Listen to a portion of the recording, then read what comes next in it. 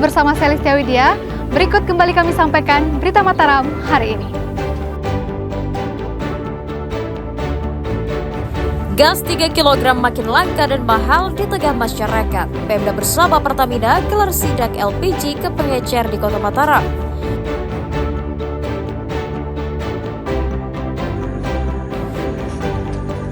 Tergiur keuntungan besar, seorang tukang ojek online di Mataram diringkus polisi saat mengantarkan narkoba ke konsumen.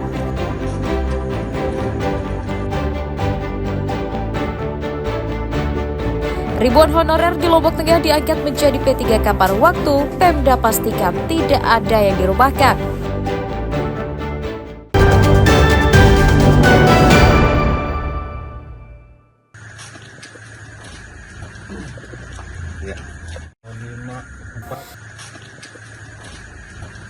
Seorang tukang ojek online bernama Rizal diringkus aparat Satuan Reserse Narkoba Polresta Mataram karena diduga menjadi kurir atau pengantar narkotika di wilayah Kota Mataram.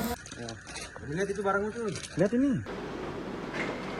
Tersangka ditangkap di pinggir jalan di lingkungan Karangbagu, Kelurahan Cakranegara saat hendak mengantar narkoba ke konsumennya. Polisi menyita 1 paket sabu-sabu seberat 0,7 gram, sepeda motor dan ponsel sebagai barang bukti kejahatan. Penangkapan tersangka atas informasi masyarakat yang resah dengan ulah pelaku yang kerap terlihat mengantarkan barang diduga narkotika di wilayahnya.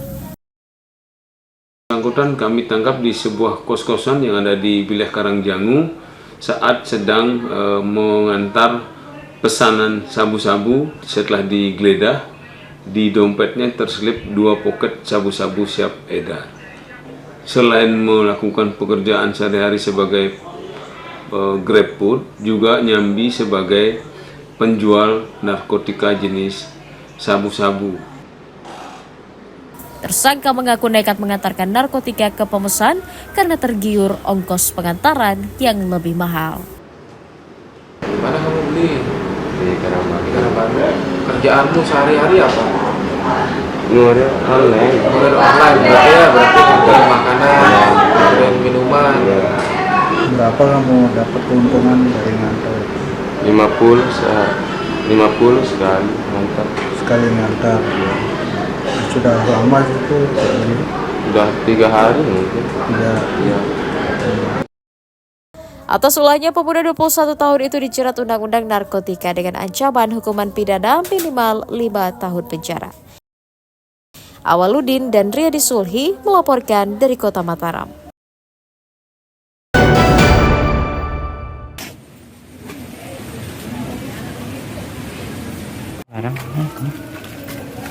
Seorang pria residivis berinisial HS diringkus Satuan Reserse Narkoba Polresta Mataram karena diduga kembali mengedarkan narkotika di lingkungan tempat tinggalnya di Kelurahan Bertais, Kecamatan Sandubaya. Ia ditangkap di sebuah gubuk di Kelurahan Bertais bersama seorang rekannya berinisial H, diduga usai mengonsumsi narkotika. Dari tangannya, polisi menyita barang bukti sabu-sabu seberat 0,20 gram, ponsel, dan alat isap.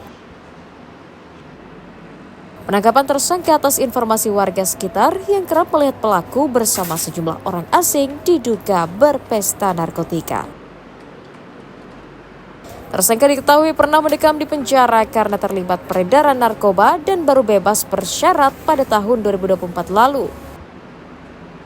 Kami ada melakukan penggerbekan terhadap 1 buah rumah gubuk yang ada di wilayah Kelurahan Bertais, Kecamatan Sandubaya, Kota Mataram, dan dapat mengamankan 2 orang terduga pelaku.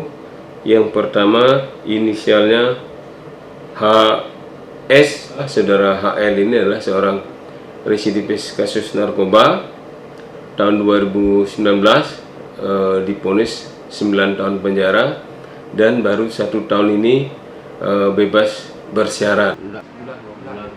Atas ulahnya, pria 44 tahun itu dijerat Undang-Undang Narkotika dengan ancaman hukuman pidana 5 tahun penjara. Awaludin dan Riyadi Sulhi melaporkan dari Kota Mataram.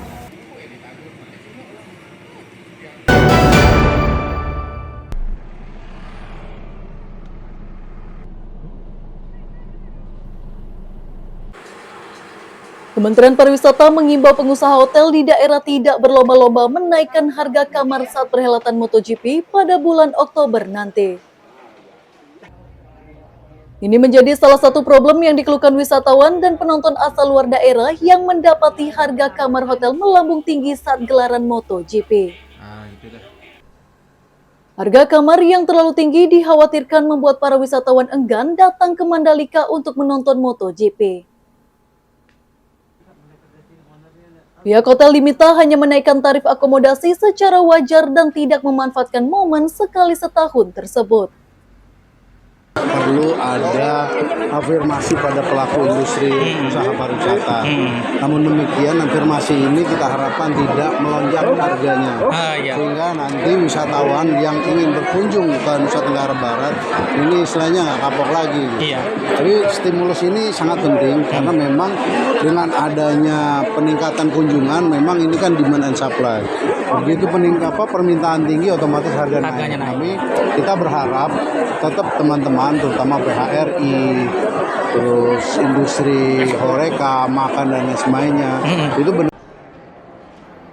Selain memastikan ketersediaan kamar hotel dan fasilitas pendukung di daerah, kementerian juga berjanji akan memperbanyak konektivitas maskapai menuju Lombok saat MotoGP, sebagai upaya relaksasi bagi para wisatawan yang datang.